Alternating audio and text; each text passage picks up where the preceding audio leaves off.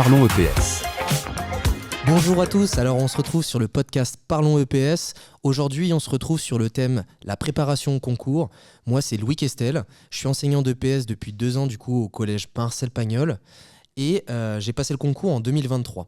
J'ai été classé à peu près 37e, j'ai eu donc 17 à l'écrit 2, 13 à l'écrit 1 et les oraux à peu près pareil, donc 14 en oral 3, 17 en oral 2 et 13 en oral 1.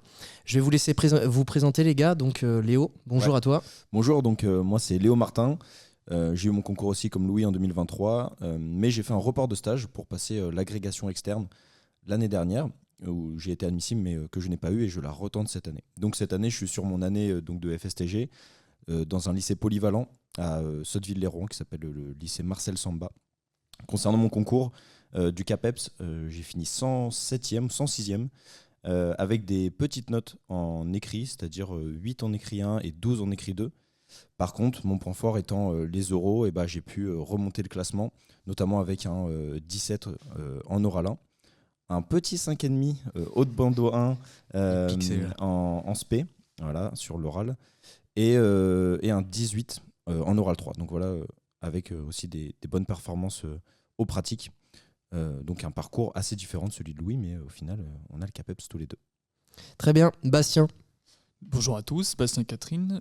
Donc moi j'ai le même parcours que Léo, et du coup on a passé le CAPEPS aussi ensemble avec Louis. Donc c'était le CAPEPS en 2023. Alors au niveau des écrits, moi c'était plutôt moyen. On va dire qu'en écrit 1 j'ai pris 11, en écrit 2 j'ai pris 13 ou 13,5, je sais plus trop. Par contre c'est au niveau des oraux là où j'ai pu me démarquer aussi, puisqu'en oral de leçon j'ai pris 20. En oral de SP, j'ai pris genre 13 ou 14, mais après au niveau avec les pratiques, ça s'est plutôt bien rattrapé. Et au niveau de l'oral 3, j'ai pris 16, donc c'était plutôt des bonnes notes à l'oral, ce qui fait un classement, donc ça fait 32e de mémoire il me semble. 4 places devant moi, je m'en rappelle encore. C'est ça. Et j'ai enchaîné aussi sur l'agrégation externe l'année après, donc avec un report de stage. Et là, c'était beaucoup plus difficile sur les écrits, on pourra en rediscuter après derrière. Mais en écrit 1, j'ai dû prendre 9, 8 ou 9, un truc comme ça. L'écrit 2, 11, donc j'étais quand même content. Et après, derrière, sur les oraux, ça tournait autour de 9, 10 dans tous les oraux derrière, mais c'était suffisant pour finir à la 42e place. 42e place. Merci à toi, Thomas. Moi, Thomas Lugan, pareil, même parcours. On a passé le CAPEPS en 2023. Moi, je suis arrivé vraiment dans les derniers, 20 places de la fin, donc à la casquette. Mais bon, je l'ai eu. Après, l'année dernière, j'ai fait un report de stage, pareil, comme Léo et Bastien, pour préparer la grég. Et il se trouve que je ne l'ai pas eu, comme Léo. Moi, je ne l'ai pas retenté cette année parce que là, je suis à Nice, donc petit dépaysement, etc. Mais année formatrice, où je suis allé aux oraux de la grég avec les gars. Et malheureusement, à quelques places, on ne l'a pas eu. Donc voilà. Merci beaucoup. Petit détail que j'ai oublié de donner, tous les cadres ont fait partie du même groupe de travail. Du coup, c'est ensemble qu'on a préparé le concours avec d'autres personnes. On était à peu près une dizaine. Et on se retrouve du coup tous les 4 aujourd'hui maintenant pour parler EPS. Avant de commencer, je voudrais déjà faire un petit jeu. Est-ce que vous êtes partants les gars ? On va faire un bon souvenir et un mauvais souvenir par rapport justement à cette préparation au concours. Un bon souvenir versus un mauvais souvenir. Est-ce qu'il y en a un qui voudrait commencer par dire son bon souvenir, lui, son bon moment, le truc qu'il garde, et son mauvais souvenir ? Je veux bien me lancer, hein, Vas-y. c'est parti.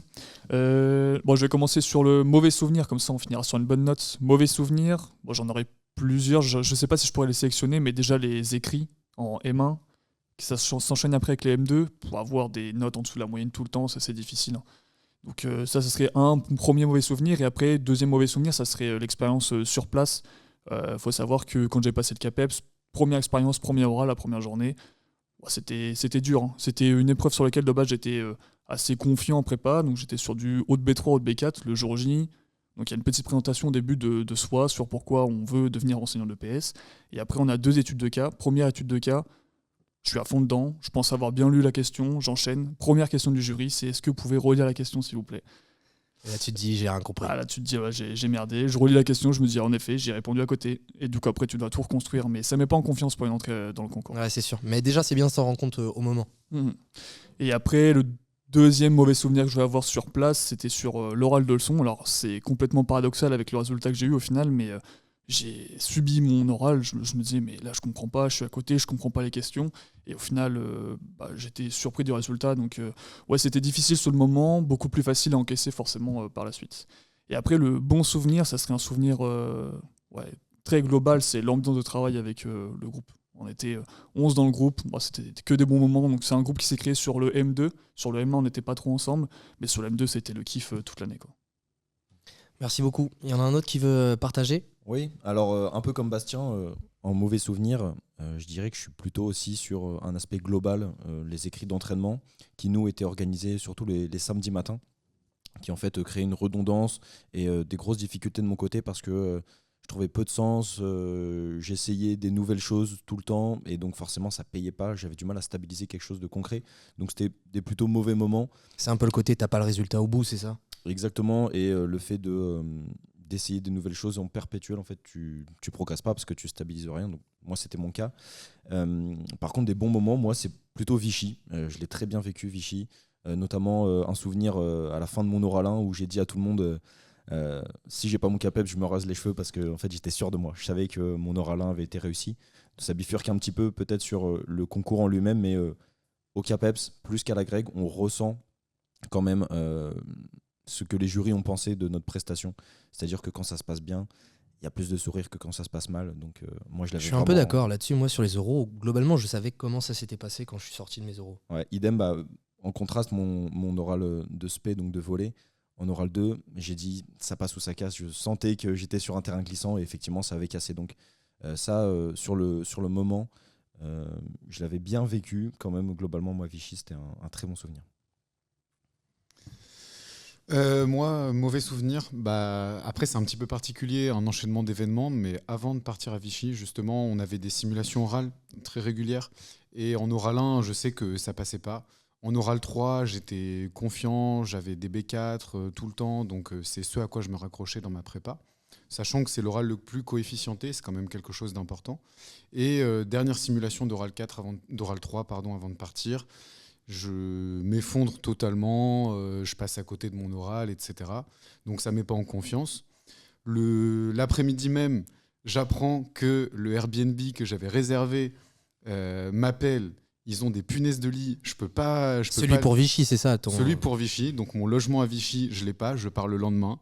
Donc tu dois retrouver un Airbnb, tu dois refaire toutes les démarches. Ça se rajoute à la fatigue que tu as, etc. Donc ça, c'est mauvais souvenir. Et bon souvenir, justement, Vichy, comme toi, Léo, et je pense toi, Louis, je l'ai plutôt bien vécu. Moi, je suis resté après pour accompagner Louis, parce que j'étais en session 3, lui en session 4. Donc après, tu vis Vichy de manière plus décontractée, tu vas te balader. Moi, je révisais pas trop, on en reparlera peut-être, mais à Vichy, je me prenais pas la tête sur les cours, je révisais pas, j'allais me balader entre les épreuves. Vraiment, je profitais, et ça, je l'ai plutôt bien vécu. Donc plutôt bon souvenir. Moi, du coup, le mauvais souvenir, c'est plutôt mon premier écrit d'entraînement en histoire. Je me rappelle, j'avais donné tout ce que j'avais et je sors avec un 3. J'avais eu une correction audio avec quelqu'un qui parle pendant 40 minutes pour me dire ça va pas, ça va pas, ça aussi, ça va pas. Et à la fin, je te mets 3, bon courage. Et franchement, ça a piqué parce que quand tu mets tout ce que t'as et que tu n'as pas le résultat et que tu as l'impression qu'il n'y a rien de bon, ça met vraiment un coup dans l'ego et t'as une petite baisse de motivation et puis après t'as un relent d'ego, tu te dis ok mais non en fait je vaux pas 3, je vais bosser et ils vont voir. Et au final du coup j'ai continué à bosser, puis après c'est passé, j'ai réussi à stabiliser un B3 en écrit 1, donc au final tous les retours étaient pertinents. Donc au final ça m'a quand même fait avancer. Après mon bon souvenir, moi c'est donc Vichy comme vous, j'ai passé plutôt un bon moment, j'ai essayé de me reposer, réviser un petit peu mais trouver un entre-deux. Regarder des séries One Piece, etc. Et le point positif, c'était le Subway du retour. C'était le meilleur Subway de toute ma vie. Le sentiment du goût, le sentiment du goût accompli. T'as terminé tout, t'as fait tout ce que t'avais à faire. Maintenant, c'est plus dans ton camp. Et je sais pas pourquoi le retour, en fait, t'as tout lâché. Et on a pris un petit Subway au retour. Mes meilleurs souvenirs. Pas de regret, quoi. Non, tu dis, c'est bon. Du tout. Le moment discussion. Pour continuer du coup les gars, donc vous avez tous passé le concours, on s'est tous retrouvés ensemble sur le même groupe de travail. Pourquoi vous en êtes arrivé là ? Est-ce que ça a toujours été clair, évident pour vous de faire ce métier, de faire ce concours, ou est-ce qu'au contraire, vous avez mis un peu de temps justement à trouver cette voie ?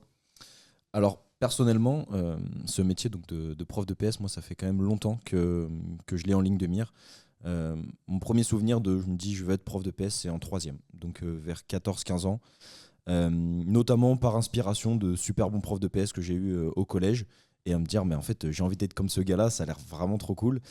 Et en plus du fait de mon parcours en tant que sportif où j'ai vraiment une polyvalence assez importante d'activités que j'ai pratiquées en club et en compétition, qui m'a fait me dire que voilà, j'avais des connaissances sur des activités, que j'aimais le partager avec mes amis, avec mes potes, et un attrait aussi toujours avec la jeunesse. Voilà, j'ai grandi beaucoup avec des plus petits que moi, et j'étais toujours à jouer avec eux, j'étais toujours un petit peu la figure du grand frère.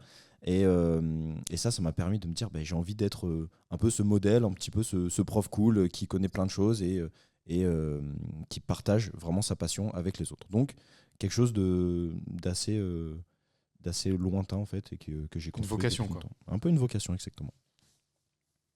Bah moi je vais rebondir du coup parce que moi ça remonte à plus long que toi, Léo. Ça remonte à la 5e, aussi loin que je me souvienne. C'est pas un concours, mais C'est pas une voilà. compète. C'est pas une compète. Mais non, en 5e, j'avais un super prof, 6e, 4e, etc. 5e, bon, voilà. Mais je me suis dit que je voulais travailler dans l'enseignement. Après, je ne savais pas quelle matière. Histoire géo, EPS. Moi, contrairement à toi, je suis rentré plutôt par l'enseignement plus que par la discipline en elle-même, plus par les contenus, toi et moi, plus par apprendre peut-être des valeurs, des choses comme ça. Et la discipline, les contenus disciplinaires, ils sont venus après. Mais par contre, le chemin, il a été un peu, on en parlait en off, un peu semé d'embûches. Avant d'arriver à faire ce qu'on aime, je trouve que en passant par le lycée, par la fac, il y a plein d'étapes qui font pas forcément de sens. Et donc là, aujourd'hui, je suis pleinement épanoui, mais pour ceux qui écoutent, c'est pas forcément facile d'arriver à ça. Effectivement, et je rebondis. Moi, donc, par rapport à ce projet, je suis allé dans un lycée qui n'était pas mon lycée de secteur pour faire une option EPS parce que je me suis dit que ça allait m'aider en STAPS, etc. Enfin, c'était vraiment mon seul vraiment objectif. réfléchi quoi. Parcoursup, j'avais un seul vœu, c'était STAPS Rouen. Enfin, vraiment, j'étais buté sur ça. Et ça m'a fait penser à quelque chose.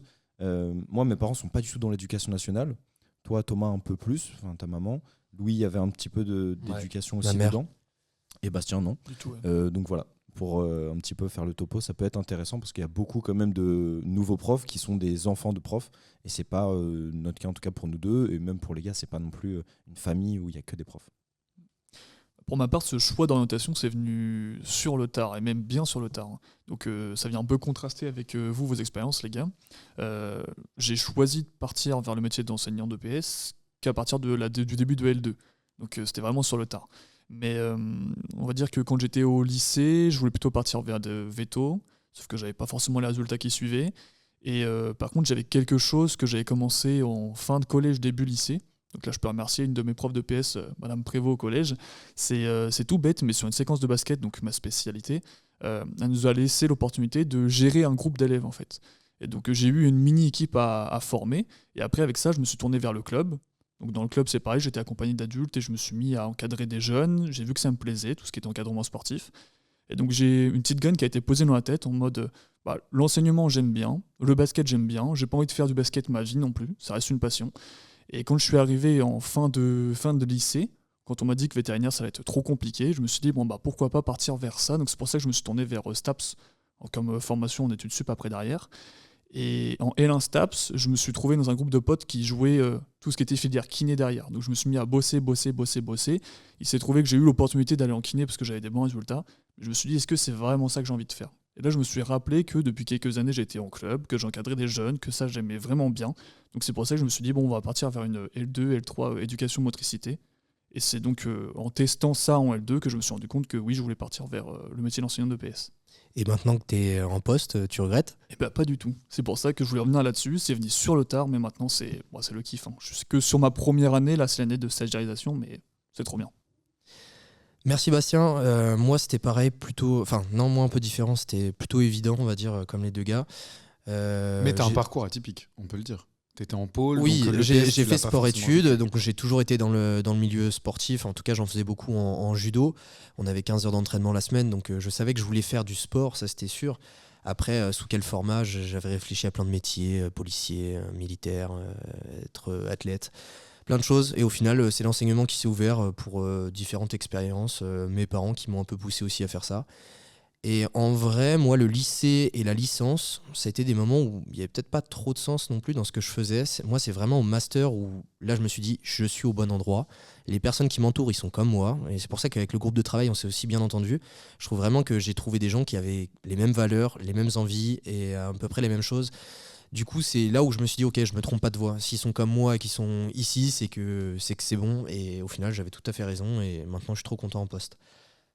Voilà pour mon expérience. Du coup, les gars, je vais vous laisser expliquer, vous, comment s'est passée du coup cette préparation au concours. Comment vous avez fait, des petites astuces, des applications que vous avez utilisées, des astuces de mémorisation. Comment vous avez fait pour préparer, vous, un peu individuellement. Et puis, vous pouvez parler en même temps du groupe de travail. Ouais, moi je comptais parler d'abord du groupe de travail si tu m'en veux pas. Non, je t'en veux pas. Alors moi, toute ma licence a été un petit peu solitaire, du fait notamment que j'habitais pas loin de la fac, donc en fait, je rentrais chez moi très rapidement. Je pense que c'est un peu pareil pour tout le monde. Enfin, je sais pas vous, mais moi, ça a été très solitaire aussi la licence. Moi, comme je disais, en L1, pour le coup, j'avais un groupe de potes qui bossaient pour rentrer en kiné. Donc, on a travaillé en groupe. J'avais déjà un petit groupe de travail qui s'est un petit peu perdu sur la suite. Mais en L1, c'était déjà un groupe. Ok, donc bon, moi personnellement c'était assez seul, et c'est comme dit Louis, vraiment en master où on s'est retrouvé à être, en fait, il y a un filtre qui est fait de gens qui sont vraiment motivés, des gens qui sont peu là par hasard, et donc forcément ça crée des amitiés, on remarque beaucoup de similitudes avec ces gens-là. Donc la force du groupe, en fait, c'est créer. Et après, c'est des groupes de groupes. Nous, on a fini un groupe de 11-12 personnes, ce qui est assez énorme. Mais en fait, évidemment, au sein de ces 11-12, il y a eu des groupes, il y a eu des binômes, il y a eu des groupes de 4, mais en fait, au final, on s'est tous retrouvés à travailler ensemble. Et c'était vraiment une force parce que on se répartit les fiches, on se répartit des idées, on se challenge, on réussit à avoir des émergences, une émulation, parce que des débats évidemment, et des moments très sympas aussi, mais qui sont hors concours. Et donc forcément, ce groupe est une force, et au sein du groupe, voilà, c'est pas non plus une fatalité. On peut être entre guillemets individuellement, avoir une préparation personnelle au sein d'un groupe, mais en fait le groupe nous tient parce qu'on sait qu'il va y avoir les copains et les copines qui sont à la fac, donc nous on va y aller aussi, même si on fait notre vie, on fait notre truc. Et des fois on se met à bosser sur un truc, l'autre bosse sur autre chose, au final on rejoint, on discute ensemble, etc., on s'aide, et effectivement je suis d'accord avec toi là-dessus. Ouais, donc la force, nous, a été le groupe, mais pas que, parce que le groupe peut aussi être un point à double tranchant, c'est-à-dire qu'on peut se reposer sur le groupe. En tout cas, moi, je l'avais ressenti.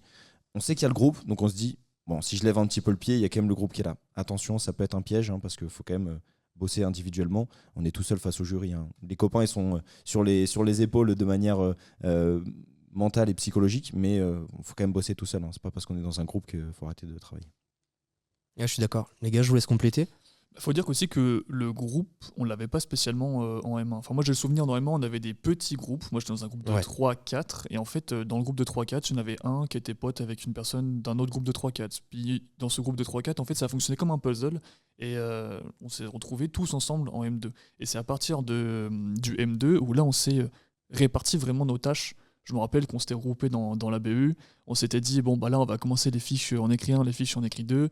Sur quel format on part, sur quelle thématique on fait des fiches. Et là, on s'est vraiment posé, on a pris le temps. Et ça a fonctionné, je pense, presque dans une mini-entreprise où on s'est réparti les tâches. Et là, c'est là où le travail de groupe a commencé. Je veux dire qu'en M1, on avait un groupe. Et en M2, on a fait du travail de groupe. Moi, je me vois une différence entre mon M1 et mon M2 par rapport à ça. Et je rejoins Léo sur le fait que sans le groupe, en fait, le concours, c'est pas du tout le même. On n'avance pas à la même vitesse. On peut pas tout faire, clairement, c'est impossible. Et par contre, ça nécessite du travail individuel pour s'approprier le travail des autres, ça c'est nécessaire. Pour compléter, pour moi, le groupe, il peut t'apporter vraiment déjà deux choses concrètes que je vois. C'est déjà, par exemple, les connaissances. Quand il fallait aller chercher la quantité de travail qu'on pouvait abattre à 12 comparé à tout seul, c'est pas du tout la même. Et on peut avoir beaucoup plus de choses beaucoup plus rapidement sur les connaissances. Et deuxième chose, les discussions qu'on avait autour des épreuves pour comprendre les attentes, comment expliciter les choses, etc., etc. Ça a vraiment permis de gagner en maturité justement là-dessus. En tout cas, je trouve c'est les 2 avantages concrets. Bien plus, il y en a plein d'autres. Le soutien psychologique, etc. Les bons moments, etc. Et puis même en termes de déclic, en fait. Enfin, je vois moi à l'écrit 2, de tout mon M1, M2, je n'ai jamais eu la moyenne. C'est que le jour J où j'ai réussi à avoir 13 ou 13,5, mais je n'ai jamais dépassé 8 ou 9 de tout mon cursus. Et c'est en discutant avec les autres, en fait, si j'avais été tout seul, j'aurais jamais compris les déclics pour le jour J. Et c'est vraiment dans les 3 dernières semaines où je me suis dit, ah, en fait, c'est ça qui a attendu en écrit 2. Et tout seul, c'est impossible. Donc le groupe est super important. Moi, ça me permet de rebondir sur autre chose. Pour moi, c'est le groupe et c'est un lifestyle. C'est le métier qu'on va avoir après. Donc forcément, ça doit être un centre d'intérêt. On doit avoir l'EPS comme centre d'intérêt dans notre vie. Donc quand on était en groupe à l'INSPE, quand on était en groupe à la fac, tu discutes de l'EPS. Sur les pauses, tu as des débats par rapport à tel ou tel article que tu as lu, etc. Après, bien sûr, on a fait d'autres choses à côté. On est parti en week-end, on est parti en vacances. On sait faire la part des choses. Mais par contre, ça doit être un groupe dans lequel tu es efficace. Tout bêtement, pour prendre un exemple, on avait un drive avec qui faisait telle fiche, dans tel écrit, selon les appétences. Et ensuite, on cochait à chaque fois que c'était validé. On expliquait les fiches aux autres, on discutait des connaissances, on essayait de se lire les copies entre nous, de voir pour faire des retours en plus des formateurs. Mais ça doit être un groupe qui sert. C'est pas juste travailler en groupe, chacun dans son coin. Parce que pour le coup, ça, on l'a vu. Il y a des groupes qui faisaient ça, où ils travaillaient en groupe, mais ils étaient seuls face à leurs copies. Et en fait, nous, on était plusieurs devant nos copies, on les triturait, on les décortiquait, et c'est ça qui a fait avancer, je trouve. Je suis tout à fait d'accord avec vous sur le groupe, donc je ne vais pas compléter là-dessus, je vais plutôt compléter moi sur la partie individuelle. Moi je sais que par exemple j'avais du mal aussi sur les connaissances et des petites astuces, j'avais essayé d'utiliser par exemple des apps pour essayer d'apprendre les références par cœur avec des petites fiches, etc.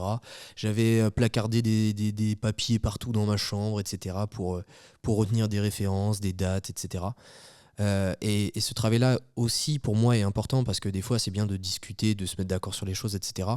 Mais comme tu disais Léo, il y a aussi un travail personnel à faire en dehors pour déjà apprendre les connaissances et vraiment essayer d'aller plus loin en fait tout seul, d'aller chercher des choses.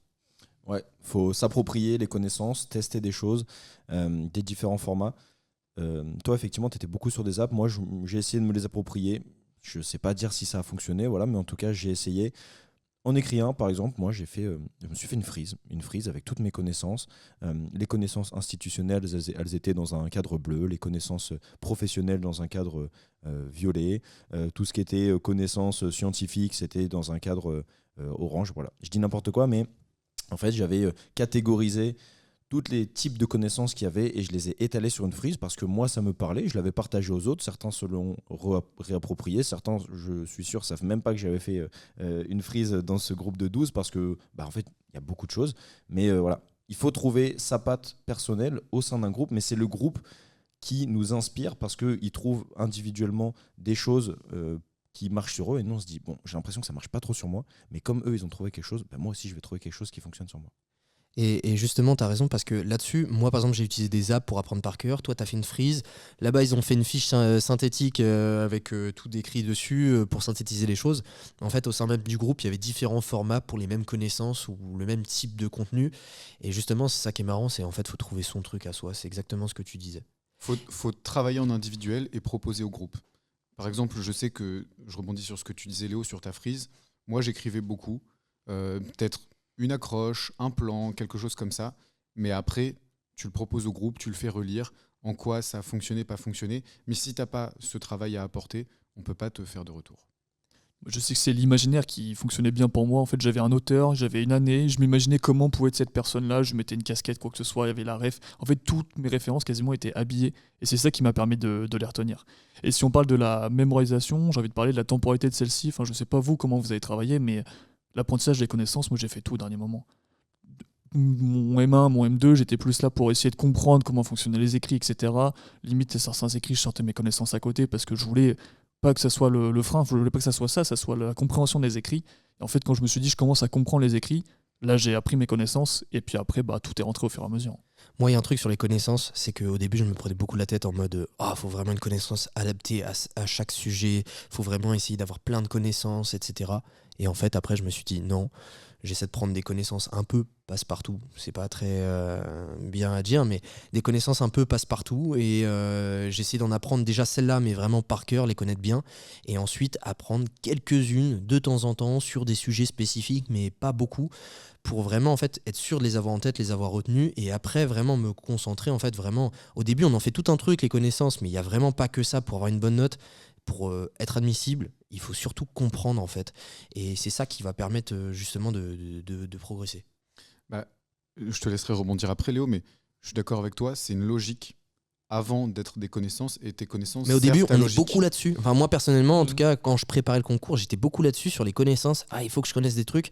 Et on en fait toute une histoire. Oui, parce que les connaissances, ça fait peur. Au début, tu te dis, mais j'ai pas la connaissance pour répondre à tel sujet ou tel sujet. En fait, Et des fois, c'est aussi un peu vrai parce qu'il faut quand même connaître un minimum l'histoire pour parler d'histoire quand même. Aussi, il faut connaître certaines bases, on va dire. si tu as la logique en écrit 1 de l'histoire, si en écrit 2, tu as la logique de l'argumentaire, après, tu te trouves des connaissances un peu passe-partout que tu peux modifier, moduler en fonction des sujets.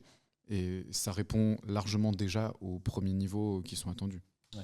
Ce qu'on n'a pas dit aussi, c'est que dans la logique de la formation de notre MEF, en fait, nous, on est encore dans cette formation en tant que tuteur parce qu'on donne des retours sur les écrits d'entraînement des M1 et des M2. Donc, en fait, quand ils écrivent le samedi, ils nous envoient leurs copies à raison de 2 ou 3 copies par an. Même plus des fois, Ouais, je non, crois. par écrit, Par par an, et par toutes les 2 semaines, effectivement. Et donc, en fait, on a ce retour, parce qu'on est passé par là en tant qu'étudiant, et on a ce retour un petit peu en tant que pseudo-correcteur. Et moi, mon expérience aussi de l'agrég fait que ça fait quand même 3 ans que je suis dans l'écrit 1, dans l'écrit 2, et je rebondis complètement avec ça, c'est qu'il faut avoir l'idée pour répondre au sujet. C'est qu'on veut l'idée qui répond au sujet, et la réflexion derrière avec nos propres mots. Si c'est un enchaînement de références, ça va être illisible et on va perdre en fait le sujet. C'est obligatoire. À un moment, en fait, on va stabiloter les mots-clés et puis les mots-clés ils vont disparaître parce qu'il n'y a que des références, il n'y a que des connaissances. Et ça peut être dû aussi, et on l'a tous fait, sur des écrits d'entraînement, même des CAPES blancs où en fait, on a toutes nos fiches devant nos yeux et en fait, on essaie de juxtaposer toutes les connaissances qu'on a notées et qu'on a dans notre tablette ou sur notre fiche. Et en fait, ça passe pas. Ouais, je suis d'accord. Et d'ailleurs, tu fais bien de parler de la formation, parce que là, on parle beaucoup du travail, nous, qu'on fait en dehors des cours, mais quand même, je trouve quand même que la formation, en tout cas là où on est à l'INSPE de Rouen, nous a quand même pas mal apporté. Bien sûr, des fois, il y a des cours qui sont très théoriques, ou des fois, on va réutiliser que 1% du cours. Des fois, il y a des moments où on a l'impression de ne pas avancer. Des fois, on a l'impression qu'on ne répond pas à nos questions quand on va voir certains enseignants. Mais à l'inverse, il y a quand même beaucoup de moments où moi, j'ai eu des grandes discussions avec certains formateurs que j'ai encore en tête, qui m'ont permis de débloquer des choses. J'ai des enseignants qui ont accepté des fois même de corriger des trucs en dehors des cours, où je leur envoyais le même... je pense à Caroline Gagnère, où je renvoyais le même argument jusqu'à temps que j'arrive B3 et à me le corriger à chaque fois à passer du temps avec moi. Et il y a énormément de temps et de choses qui sont mis en place, en tout cas pour nous faire réussir. Donc tous les écrits d'entraînement tous les samedis matins. Enfin, de temps en temps, il y a des petites pauses. Et donc soit corrigés par un ancien étudiant, soit par un formateur. Il y a tous les oraux blancs. Parce que mine de rien, quand j'étais à Vichy et que je discutais avec d'autres étudiants, ils n'avaient pas tous la même chance. Il y en a certains qui avaient encore plus d'oraux, mais il y en a aussi pas mal qui en avaient encore moins. On a minimum 3-4 simulations par oral. Et en plus, des fois, on allait en chercher en plus avec des copains ou des gens qu'on connaissait. Ça, c'est vraiment la spécificité à Rouen. Voilà. Et puis ces 3-4 simulations, quand on va aux oraux, on en a d'autres en M1, on en a d'autres en M2 tout au long de l'année. Ouais, c'est vraiment dans le rush avant d'y aller. Là, on en a 3-4 simulations dans chaque Exactement. oral. Et je trouve que ça, c'est important, que ce soit pour les écrits, pour les oraux, c'est que ça met aussi en confiance. Ça met aussi en confiance parce que quand tu discutes à Vichy, tu te dis moi j'ai eu 4 euros avant de venir et la personne à côté elle en a eu 1, elle n'est pas sûre de son karaté, voilà. Alors que toi tu es là, tu te dis même si c'est pas l'oral sur lequel je suis performant, même si c'est pas l'écrit sur lequel je suis performant, je me suis entraîné avant et je passe peut-être déjà devant certaines personnes. Ouais. Conseil peut-être où je vais trop tôt sur ce que je ferai, referai pas, mais ce que Louis disait, voilà, de reprendre des arguments sur des sujets précis, les réécrire, se les réexploiter jusqu'à essayer d'atteindre le B3. Ça, c'est une stratégie qui peut être extrêmement intéressante, qui est difficile, hein, parce que en fait, c'est du bachotage. Et quand tu as réécrit 2 fois ton argument et qu'on te dit, mais attends, là, t'es encore dans le B2, ça fait un peu mal à l'ego.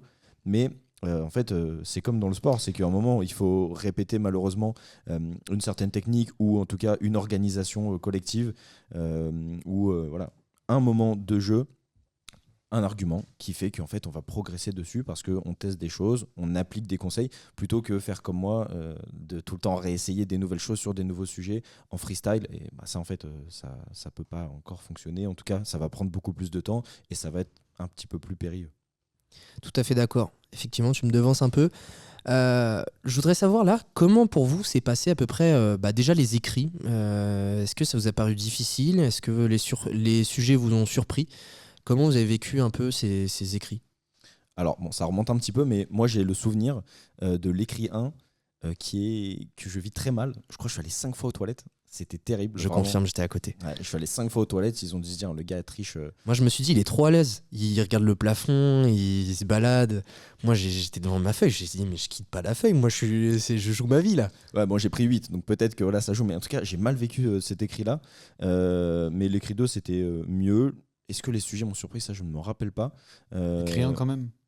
Non. Je trouve qu'ils étaient très les ouverts. deux, Moi, oui, moi, oui. les sujets, je m'attendais à un truc plus précis. Et les sujets étaient très ouverts. On pouvait mettre un peu un fourre-tout. Et moi, je me rappelle que j'avais perdu pas mal de temps justement à sélectionner ce que j'avais ou en fait à prioriser. J'avais mis du temps à prioriser parce que ça m'a un petit peu surpris ce sujet. Mais j'ai l'impression que c'est la tendance actuelle des écrits. Enfin, quand on voit encore cette année, c'est des sujets qui sont très ouverts. Et il faut qu'on s'entraîne, enfin, sur des sujets d'entraînement, à avoir des connaissances. On en a beaucoup. Mais sélectionner nos connaissances et justifier pourquoi on va utiliser celles-ci. Et moi, c'est ce qui m'a gêné sur l'écrit 1. De base, l'écrit 1, c'est l'écrit que je réussissais le mieux. Et au final, c'est l'écrit que j'ai moins bien réussi le jour J. Parce que j'ai eu du mal à trop sélectionner. Donc j'ai pris trop de temps sur mon brouillon. Sur mon introduction, j'ai dû sélectionner des choses. Puis après, je suis entré tard dans mes parties. Et ma partie 3, en fait, j'ai eu peut-être 20 minutes pour la faire. Donc 20 minutes, faut encore plus sélectionner, faut enlever les choses du brouillon. Et c'est ça qui m'a mis en difficulté. Et sur l'écrit 2, au contraire, c'était très restreint. Le sujet, c'était sur une compétence. On devait partir de la compétence. C'est un sujet qu'on ne s'était jamais entraîné sur un type de sujet comme ça. Donc c'était un peu surprenant, mais bon, moi, ça m'a pas plus dérangé que ça au final. Limite, j'ai préféré dans ce sens-là. Tout à fait d'accord. Moi, un peu pareil sur l'écrit 1, j'avais l'impression d'avoir pris le bouillon, en fait, d'avoir été en retard, mais tout le long. J'ai mis du temps comme toi à prioriser, j'ai réussi à terminer ma copie et puis surtout moi j'ai essayé de finir vraiment avant pour avoir du temps pour me relire pour les fautes d'orthographe. Mais j'ai vraiment passé. J'ai l'impression d'avoir subi en fait cette épreuve. Et je me rappelle être rentré après. Je m'étais posé. Je me rappelle, je mangeais, encore une fois, je mangeais un kebab. Et je me posais et j'arrivais même pas à savourer le truc parce que en fait, j'avais l'impression de pas avoir donné tout ce que j'avais. J'avais l'impression d'avoir subi l'épreuve et j'étais pas content de moi. Et j'ai eu un petit relent d'ego en me disant, mais demain, je dois tout déchirer à l'écrit 2 parce que c'est pas possible. Là, l'épreuve, elle est passée en un éclair. Tu te prépares depuis 2 ans là-dessus. Demain, faut vraiment que tu sois méthodique. C'est ça qui va te protéger. Sois méthodique. N'oublie rien, pas un mot. T'essaies d'être rapide, efficace et tu tiens un peu à ta méthode. Et le lendemain, je suis arrivé vraiment, j'ai fait tout ce que je voulais faire et j'ai l'impression d'avoir vraiment fait tout ce que j'avais à faire, d'avoir essayé de sortir le meilleur de moi-même. Et au final, très content parce que ça paye pour la première fois et j'arrive à sortir une perf à plus de 17 sur l'écrit 2. Alors que pareil, comme toi, la dernière fois, j'avais pas dépassé, moi c'était 10, ma meilleure note en écrit d'entraînement. Donc, comme quoi, il faut se battre jusqu'au bout et au final, ça peut payer. Moi, ça me permet de rebondir sur quelque chose, c'est que les CAPEPS blancs, c'est hyper important, c'est super important pour ceux qui passent le concours de, par moment, dans l'année, se mettre dans une situation d'écrit. Parce que le jour J, je pense que sur l'écrit 1 aussi, ce qui nous a mis en difficulté, c'est que le sujet, c'était pas un sujet qu'on avait travaillé, en tout cas sur le format. Et donc, il y a le stress aussi qui prend le dessus, de se dire comment je vais... Même l'épreuve, tu sais que là, c'est pas que pour du beurre, je pense que ça rajoute aussi. Tu dis comment je me réorganise, et en fait...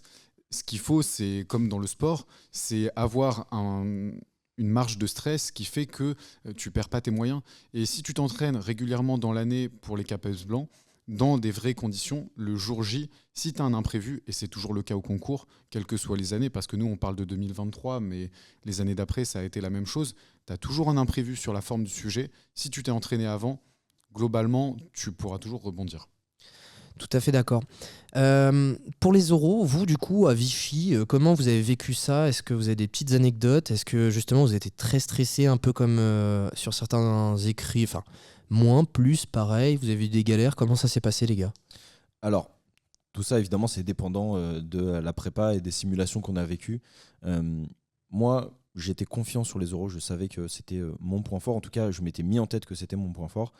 Et j'y suis allé en étant vraiment la rage, au bide, quoi. Je voulais montrer au jury que j'avais des choses à défendre et que je savais de quoi je parlais.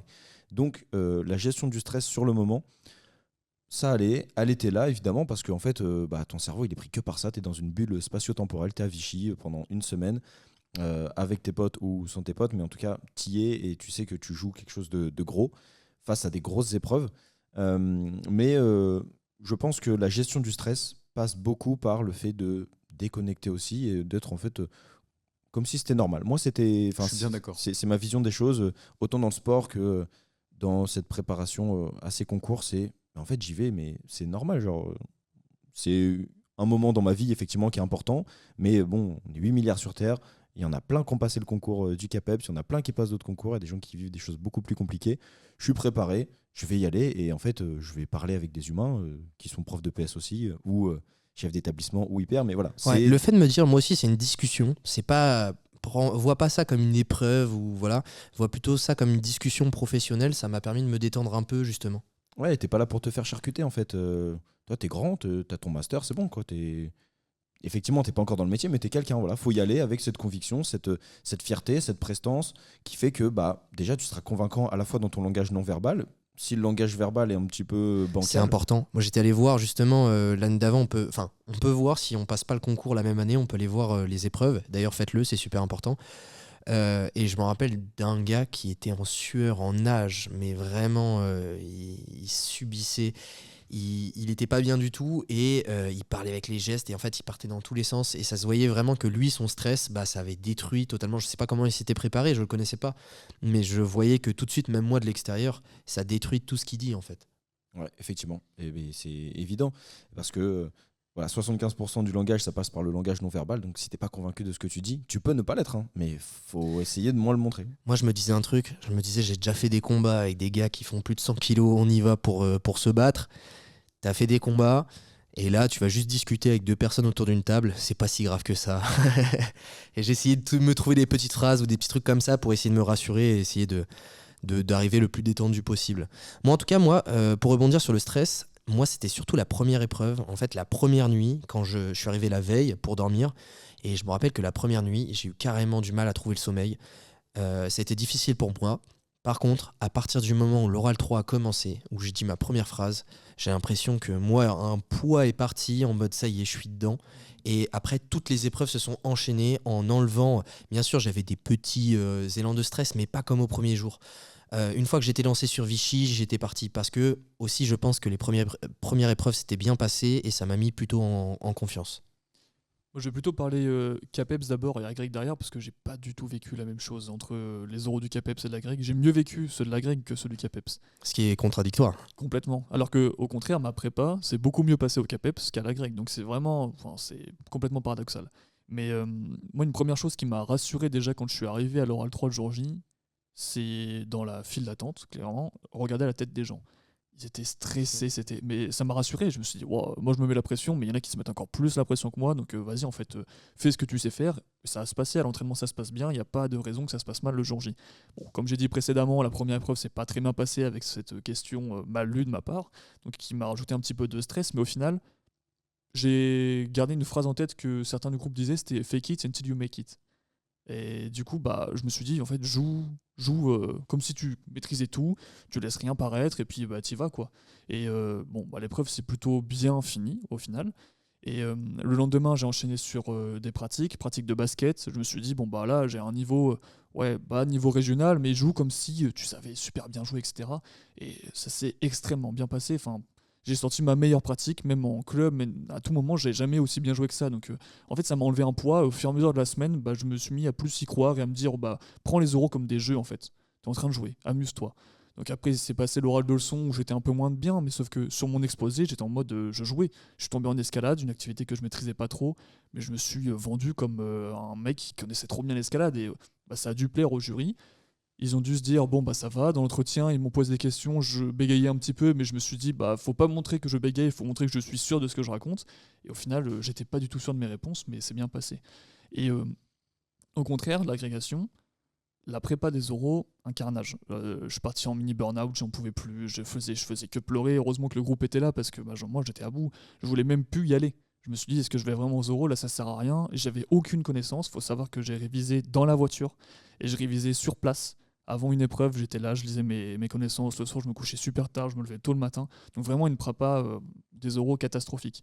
Par contre, le jour J, j'y allais en mode avec le smile. Je me suis dit, bah profite en fait. Vous êtes 100, ils en retiennent 50 à la fin, mais kiff.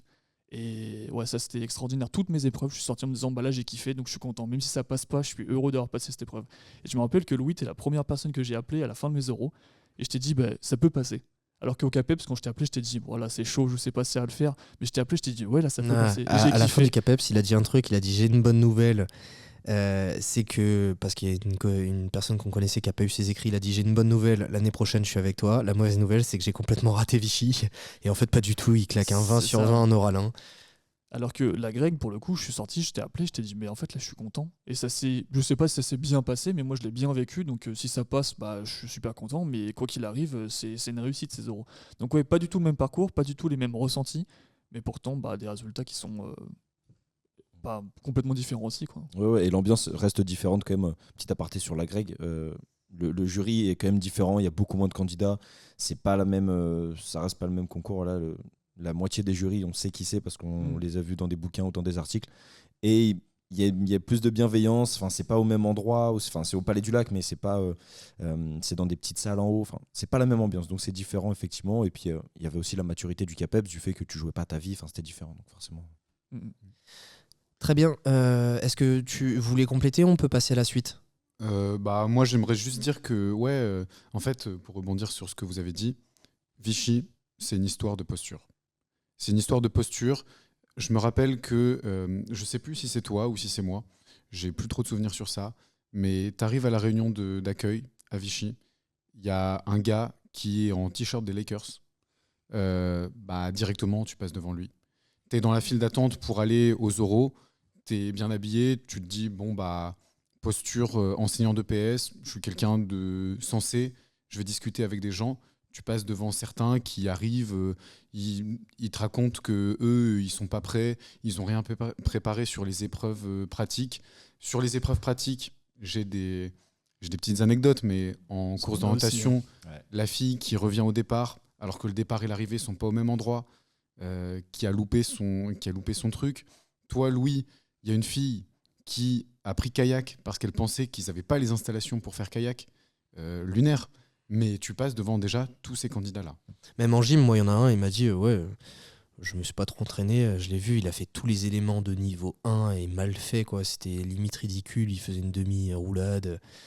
Et des fois, vraiment, faut se rassurer aussi. Rien que d'aller se préparer avant, déjà, c'est prendre une marge d'avance par rapport à pas mal de personnes. Moi, j'ai un souvenir aussi, file d'attente pour l'oral 3, d'un mec, je parlais, il avait pris cirque.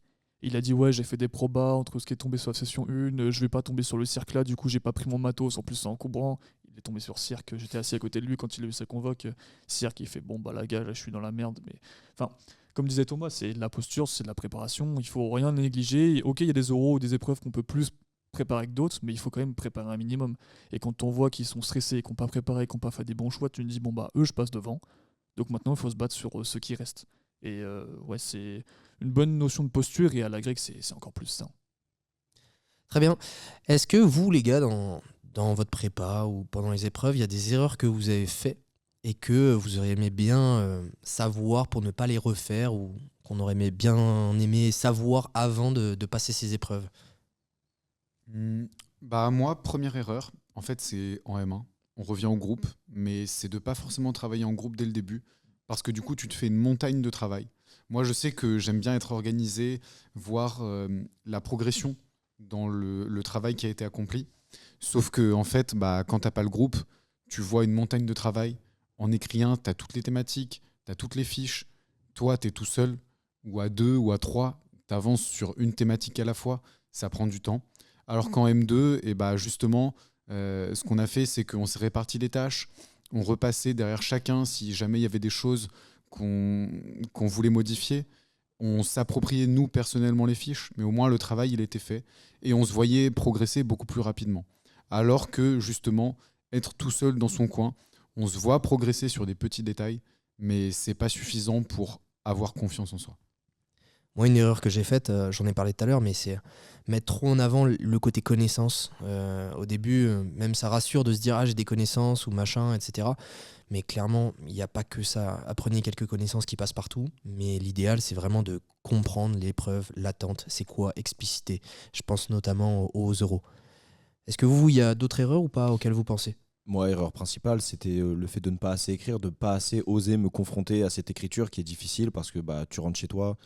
Effectivement, c'est difficile de se dire allez, je reprends un blog, je reprends un sujet, j'écris, mais ça reste essentiel et c'est comme ça que tu progresses parce que si tu ne te confrontes pas à ça, tu ne peux pas comprendre. En tout cas, tu comprends, mais au regard des approches cognitives, en fait, tu comprends, mais tu ne sais pas appliquer. Donc, Bon, moi, j'ai pas grand-chose à rajouter. Hein. C'est les 3 choses que vous avez mises en avant là. Pour moi, c'était des erreurs que j'ai fait au début, surtout en M1, qui ont été corrigées en M2. Et puis, c'est essentiel de passer par là s'il fallait recommencer.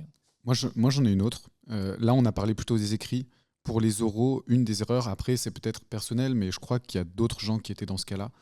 Je l'ai déjà évoqué, mais en fait, c'est de surcharge de travail avant de partir à Vichy et d'être en craquage. Toi, tu l'as vécu à la Greg, mais c'est de ne pas se laisser de moments de pause pour penser à autre chose et décompresser. Et ça, c'est une grosse erreur parce que quand tu arrives à J-2 de Vichy et que t'es carbo, t'en peux plus sur tes simuls, t'es à 2 doigts de pleurer, bah non, en fait, tu peux pas arriver dans cet état-là à Vichy. Il voit un gars qui est à moitié en train de pleurer, ça peut pas être un enseignant face à des élèves.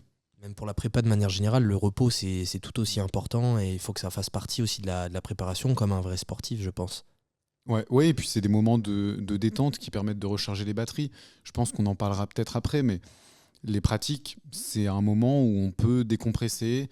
C'est un moyen parmi d'autres, mais faire totalement autre chose, se garder un temps par jour, par semaine, ça peut être un moyen aussi.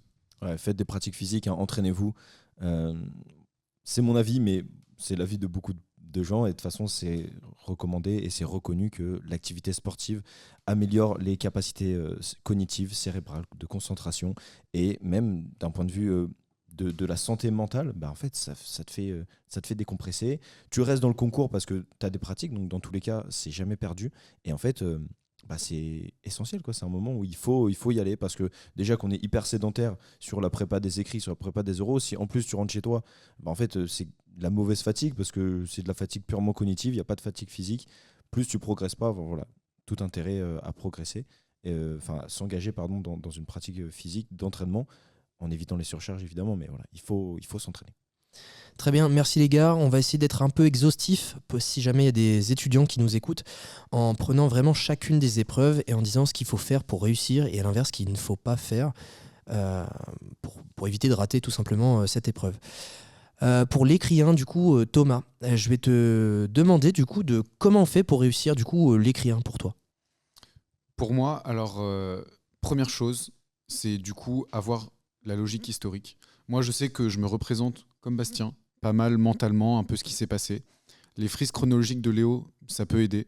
C'est savoir à quelle période, ce qui s'est passé concrètement, avoir des auteurs, qui a fait quoi. Tu te fais une histoire et tu racontes l'histoire aux autres en se disant par le bas, lui, c'était un type comme ça, il a fait ça, si, ça, il pensait ça, il était peut-être en bif avec lui, etc. Et ça peut être une manière de se représenter l'histoire. Une fois que tu as ça, c'est dans tous les sujets, du coup, d'avoir les mots-clés du sujet, de les remettre à chaque fois, d'avoir ta connaissance qui englobe ce qui se faisait de manière générale sur la période et de démontrer les termes clés du sujet par rapport à ça. Et c'est pour ça que pour moi, je ne sais pas votre avis, mais c'est d'avoir des connaissances passe-partout qui représentent la majorité de ce qui se passait. Tu prends la période 2 classique avec la sportivisation en EPS, très proche du fédéral, et il te faut une connaissance sur ça pour montrer que c'était quand même très sportivisé. Si tu prends quelque chose qui s'est fait en marge, tu vas galérer à démontrer ce que tu avances, alors que si c'est une connaissance générale, tu peux recaser un peu tous les mots-clés dedans. Tu as parlé de démontrer, est-ce que tu peux expliciter encore un peu plus? C'est quoi pour toi démontrer vraiment en écrit 1? Qu'est-ce qui fait que tu passes de B2 à B3? Pour moi, si mes souvenirs sont exacts, c'est avoir, par exemple, on prenait souvent cet exemple-là, c'est un exemple qu'on nous avait passé, mais le Fosbury en EPS, avec justement une nouvelle technique du Fosbury en saut en hauteur, qui est arrivée dans le milieu fédéral. Cette technique-là, elle est reprise en EPS, et donc, qu'est-ce qu'on fait de cette connaissance-là? Cette connaissance-là, on va l'utiliser pour montrer que l'EPS se rapproche du fédéral parce qu'ils font la même chose. Il y a une technique qui est efficace, ils changent les pratiques pour faire une technique qui est efficace. Et par rapport au sujet, il faut raccrocher au terme du sujet. Si c'est par exemple l'inclusion, comment l'inclusion rentre en compte dedans? Est-ce que du coup, cette technique fédérale permet d'inclure tous les élèves ou pas? Et c'est par rapport à ça qu'il faut démontrer. On nous dit souvent pourquoi. Nous, ça nous a beaucoup, en formation, fait cogiter parce que justement, tu dis pourquoi, mais tu n'arrives pas à le remettre en œuvre. Il s'est passé ça. Ça veut dire que c'est proche du fédéral parce qu'ils font la même chose. Tu mets le parce que et à la fin, tu démontres le lien entre les deux. Très bien. Et à l'inverse, comment on fait pour rater l'écrit 1? Pour moi, c'est toujours par rapport à ces connaissances-là. C'est avoir la connaissance, la mettre telle qu'elle, et penser qu'en mettant la connaissance telle qu'elle, tu as démontré parce que tu as raconté l'histoire. Mais tu as raconté l'histoire. Tu n'as pas démontré un sujet. La différence, elle est que si je prends le Fosbury Flop, que je dis l'EPS fait la même chose que ce qu'il y a dans le fédéral, ok. Là, j'ai juste donné un fait, mais j'ai rien démontré parce que j'ai pas dit que par rapport au sujet, il s'est passé ça, donc ça veut dire que l'EPS se rapproche du fédéral. Ouais, en fait, c'est dans le autrement dit. Comment s'approprier cette connaissance et comment faire valoriser la réflexion que tu as. C'est vraiment autrement dit, blablabla. C'est comme le parce que. Très bien, merci les gars. Du coup, moi, je vais essayer de compléter du coup pour l'écrit 2, notamment sur comment réussir l'écrit 2. Et ça rejoint en fait un peu l'écrit 1. Pour moi, pour réussir l'écrit 2, il faut démontrer. Et démontrer, c'est ça qui va faire passer du B2 au B3. Si bien sûr il y a tous les mots-clés qui sont dedans. Et en fait, il faut montrer en quoi notre connaissance, un dispositif, une connaissance n'importe quoi sur des sciences cognitives, n'importe quoi, démontre qu'il y a une progression et que cette progression répond au sujet.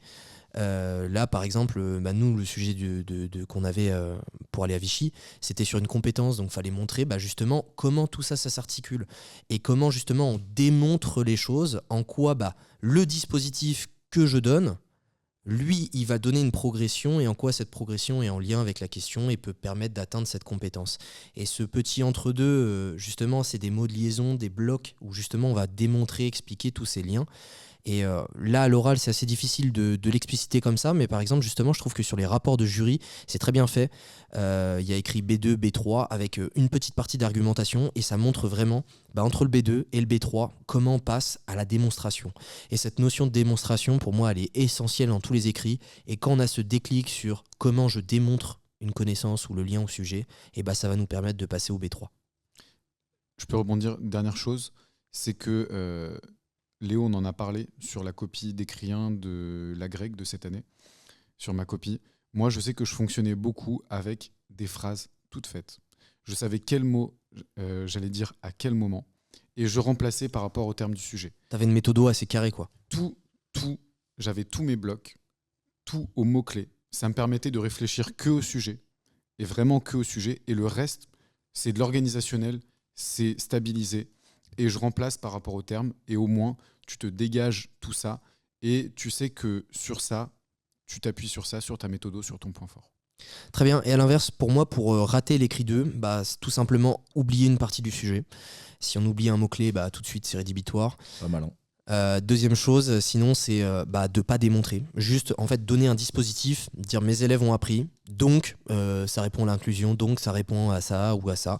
Et en fait, que ça soit induit et pas explicité. Ce petit bloc où justement, on a montré que les élèves apprennent et que lors de ce dispositif, ils vont pouvoir vraiment apprendre cette connaissance-là.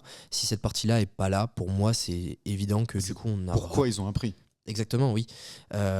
Pourquoi ils ont appris et pourquoi ça répond au sujet. Et si c'est absent, pour moi c'est rédhibitoire et c'est ça qui va faire qu'on va rater forcément une partie de l'écrit. Pour l'oralin, du coup, à ton avis, Léo, comment on fait pour réussir l'oralin? L'oralin, il se réussit en étant contextualisé, selon moi. Il faut montrer que ta leçon, elle est contextualisée pour la classe, au regard de la vidéo, au regard du dossier, de l'établissement, du projet EPS, etc. Hyper essentiel. Ça revient à l'écrit 2 en fait. C'est si tu plaques une leçon toute faite, ça ne fonctionnera pas. Tu peux avoir une leçon toute faite parce que tu sais qu'il y a des choses qui fonctionnent, tu as des étapes, tu as un curriculum qui est, auquel tu as réfléchi avec les formateurs, avec tes collègues. Mais il faut montrer que c'est pour ces élèves-là, et justifier pourquoi pour ces élèves-là, pourquoi cet établissement, pourquoi dans ce contexte, cette leçon fonctionne. Pour moi, c'est essentiel. Si je me trompe pas, ça peut passer par des choses bateaux, non? Oui, la contextualisation. Ça peut passer par des choses hyper bateaux. Toutes les formes de groupement, en fait, tu peux les défendre au regard du sujet, n'importe comment. Toutes les idées, en fait, elles peuvent être défendues, mais il faut avoir la gymnastique de faire. Pourquoi ta leçon, tu commences par une mise en situation problème, puis un atelier de pratique, puis un retour, pourquoi tu fais petite boucle, grande boucle. En fait, tu peux le justifier dans toutes les classes. Tu peux le justifier en rep parce que les élèves, ils ont un besoin de sens. Tu peux le justifier pour des élèves scolaires parce que tu peux dire là je vais pouvoir les mobiliser dès le début de la leçon dans cette recherche avant qu'ils aient travaillé. En fait, tu peux tout raconter, tout et n'importe quoi. Tu peux dire dans un lycée d'excellence, je vais faire ça parce que les élèves là, ils vont être dans une logique de progression et ils vont être dans les capacités et les compétences pour pouvoir arbitrer dès le début de la leçon. Mais je dis n'importe quoi, hein. C'est juste, tu montres que tu as réfléchi à pourquoi ton dispositif répond au contexte. Ça peut être du bluff. Hein. Moi, je vais compléter avec ce que tu dis, Léo. Parce que je trouve ton exemple, il est super pertinent. En fait, on peut tout dire. On peut, avec n'importe quelle classe, sortir n'importe quelle leçon. Et ça peut être la même leçon, préparer la même leçon. Moi, c'est ce que j'avais. Je passais en escalade. J'avais des leçons types que je passais avec tous les profils de classe que je pouvais avoir. Et en fait, c'est ce qu'on disait tout à l'heure, c'est dans la posture, et c'est montrer qu'on a fait des choix forts, et on a trouvé ces petits ponts là pour justifier à droite à gauche. Et moi, un leitmotiv que je me garde pour la préparation justement de cette orale de leçon là, c'est faire vivre la leçon. Il fallait que non seulement on voit ce que les élèves font dans mon cours, mais aussi ce que moi je fais dans le cours. Et j'avais sur mes brouillons des moments sur voilà, une fois que j'ai lancé la situation, qu'est-ce que je fais moi en tant qu'enseignant? Dans un premier temps, je prends du recul pour voir si les élèves ont bien compris les consignes, si ça tourne, si ça fonctionne correctement. Ensuite, dans un second temps, je vais revenir sur mon hypothèse 1 que je vous évoquais précédemment, je vais voir ce profil d'élèves-là, je vais les regarder. Ok, j'observe ça comme comportement, qu'est-ce que je vais faire? Je vais aller les voir, je vais les questionner sur telle chose, et je vais leur proposer ça après derrière. Ouais. En fait, en faisant vivre la leçon, on n'est plus sur un étudiant qui récite quelque chose qu'il a appris. On a l'impression de voir un enseignant qui s'est adapté au profil des élèves, va se dire lui il a plus besoin de ça, donc je vais le questionner comme ça, etc. Et c'est quelque chose qui, je pense, fait monter la qualité de l'oral. Je pense qu'il y a plusieurs petits points comme ça où on est obligé d'y passer, donc respecter l'ADN de l'APSA, nous voir vivre dans la situation, le fait de bien contextualiser la classe, le fait de montrer qu'on intervient auprès de tous les élèves. C'est pour moi l'ensemble de ces éléments-là, si on coche toutes ces cases-là, qui va faire qu'on passe B3 ou B4 en plus, si jamais vraiment on est original et qu'on a une patte un peu particulière et que... Mais vas-y, Bastien, Thomas. je rebondis sur ce que tu disais, je trouve ça hyper important, c'est encore une fois une affaire de posture. C'est Clairement. en fait, je suis enseignant, là vous allez me recruter, mais j'ai déjà les qualités pour être enseignant. Et quand tu vois l'enseignant fonctionner dans ton oralin, t'as déjà un enseignant devant toi. C'est ça. Et du coup, à l'inverse, les gars, comment on fait pour rater l'oralin? Alors, en plaquant une leçon, en oubliant certains élèves, en ne prenant pas potentiellement en compte aussi les processus d'apprentissage des élèves. Donc, il peut être raté, hein, cet oral, il n'est pas évident, si on n'est pas évidemment dans l'ADN du champ d'apprentissage. Et je pense aussi, si on n'arrive pas à, dans l'entretien, répondre aux questions qu'on va nous poser, à la déstabilisation qu'on va nous imposer et qu'on peut subir. Je pense notamment au fait de si vos élèves ils réussissent pas, qu'est-ce que vous faites? Là en fait il faut avoir des réponses toutes faites. Il n'y a pas une bonne réponse, mais il faut montrer que vous y avez pensé, vous avez anticipé, et ça passe notamment par des fiches d'observation qualitatives, quantitatives, auxquelles vous croyez ou vous croyez pas, mais voilà, il faut avoir prévu, anticiper les questions pour avoir une réponse et pas se retrouver à ne pas quoi savoir dire ou à faire des mauvais choix. Moi, pour l'oral de leçon, je vais avoir un red flag sur l'oral, l'exposé, et un red flag sur l'entretien. Sur l'exposé, ça va être de faire une leçon usine à gaz. C'est se dire, là, je vais révolutionner le PS, je vais mettre des trucs en place que personne n'a déjà vu. Enfin, en fait, ça va être tellement être une usine que le jury va avoir du mal à nous suivre. Alors que si on fait une leçon avec des situations qu'ils connaissent, déjà, ils n'ont pas besoin de réfléchir à quelle est la situation. Ils vont juste se concentrer sur comment on justifie notre situation. Alors que si c'est quelque chose de nouveau, mais là, ils ont trop de choses sur lesquelles se concentrer, ils sont que 2. Il faut savoir que moi, j'ai eu le cas où je suis passé en dernier dans la journée, tard dans la semaine, donc ils sont fatigués aussi. Donc il faut prendre en compte tout ça. Donc ça serait le red flag au niveau de l'exposé. Et après, le red flag au niveau de l'entretien, je rebondis un peu sur ce que tu as dit, Léo, c'est savoir justifier. Et si juste on répond à la question sans donner d'argumentation, on peut se dire qu'en fait notre situation, dans l'exposé on a été bon, on a fait genre c'était pour cette classe-là, pour ce profil. Par contre en fait dans les justifications on n'est que sur une leçon qu'on a appris par cœur. Et donc moi le petit conseil que je peux donner par rapport à ça que certains formateurs nous ont donné, c'est que j'avais une feuille de pastilles sur le côté. J'avais une couleur avec les pastilles vertes, c'était pour toutes les justifications établissement que j'ai vu dans le dossier. En bleu c'était toutes les justifications EPS et je mettais des petits numéros. Comme ça après sur mes autres brouillons, j'avais juste la pastille bleue numéro 1, je regardais ma feuille, tac c'était telle chose là. Et après quand on revenait dans l'entretien derrière, et en fait j'avais juste à dire comme j'ai vu dans le projet établissement, comme je vous l'ai dit précédemment, j'ai telle information, donc c'est pour ça que je pense que c'est très justifié, c'est très contextualisé pour ces élèves-là. Et dernière chose, je pense que ça peut faire le lien avec les autres oraux, mais comme tu l'as évoqué Léo, flexibilité. Quand le jury pose une question, on va être potentiellement amené à bouger des choses, je pense. à bouger des choses et avoir quelqu'un de fermé à la discussion. Comme tu disais Louis, c'est une discussion. Avoir quelqu'un de fermé à la discussion, c'est quelque chose de très déplaisant pour les jurys. Donc, être ouvert aux propositions sans forcément changer tout d'un coup, mais se dire, là, ils ont pointé du doigt ça sur 3-4 questions. C'est peut-être qu'ils veulent me faire bouger des choses et c'est pas forcément une mauvaise chose. On peut arriver à une bonne note. Je me souviens d'un de tes oraux en préparation. On peut arriver à une bonne note en n'étant pas parti sur la bonne chose au départ, mais en ayant réussi à modifier son contenu. Tout à fait d'accord. On va passer à l'oral 2 du coup, et je vais essayer de répondre du coup pour moi comment réussir l'oral 2. Pour moi déjà, le fait d'être un vrai SP, déjà ça aide. Il n'y a pas de secret. Plus on est SP, plus on a de connaissances, etc. Après, moi il y a quand même beaucoup de choses que j'ai dû réadapter parce que c'est bien d'être SP dans le milieu fédéral, mais là on est dans l'EPS et faut vraiment réfléchir pour moi à tout ce qu'on va faire vivre, quelle évolution faire vivre par exemple aux élèves, comment faire vivre son sport dans les différents contextes. Et justement, encore une fois, il faut contextualiser ça au maximum. Est-ce qu'on est avec une option EPS? Est-ce qu'on est avec des lycéens? Est-ce qu'on est avec des collégiens? Vu qu'on est SP, on attend vraiment de la précision sur cette progressivité justement dans le fait de faire vivre justement cette APSA.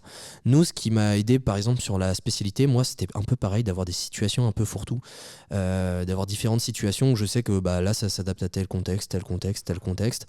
De bien réfléchir à l'évolution de mes situations. Moi c'est du CA4, donc une opposition progressive, plein de choses comme ça qui m'ont permis d'avoir des situations très vite en fait dès que je vois la vidéo, dans l'analyse, etc., et avoir une méthode au carré. Ensuite, l'autre chose qui m'a aidé, c'est vraiment de travailler avant sur MASP dans différents axes, sur la biomécanique, sur l'inclusion, sur les filières physiologiques, etc., etc. Et en fait, savoir tous les liens qui peuvent être faits entre ton sport et quand on va chercher un peu plus loin pour pas être perdu dans les questions. Parce que si on nous pose une question super précise de biomécanique et qu'on n'a pas la réponse, on peut pas l'inventer. Donc autant essayer de préparer un peu tout ça en amont, quitte à ce que ça soit pas utilisé. Je me rappelle, j'avais appris tout un tas de mots en japonais pour le judo, des trucs que j'avais jamais utilisés. Au final, ils m'ont posé 0 question. Bon, c'est pas grave. Je sais que sur tout ce que j'ai préparé, il y a des choses, ils n'ont pas pu aller dessus, mais au moins, j'avais la réponse quasiment à toutes les questions qu'ils m'ont données. J'avais tout le temps quelque chose à leur donner.